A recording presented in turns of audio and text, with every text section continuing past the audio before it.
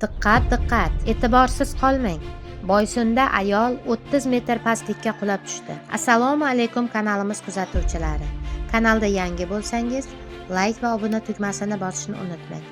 Surxondaryo viloyatining Boysun tumanida fuqaro 25-30 metr pastlikka qulab tushdi.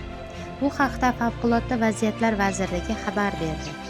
Ma'lum qilinishicha, joriy yilning 21-mart kuni soat 10:00 da Surxondaryo viloyati Favqulodda vaziyatlar vazirligiga Boysun tumanida yashovchi fuqaro yashash uyidan 20 metr uzoqlikda joylashgan adirlikka tomosha qilish maqsadida chiqib, ehtiyotsizligi oqibatida taxminan 25-30 metr pastlikka sirpanib tushib ketgani to'g'risida xabar kelib tushgan. Xabarlarga asosan, qutqaruvchilar aytilgan manzilga yetib borib, fuqaroni jarlikdan chiqarib olgan va uning hayotini saqlab qolishgan.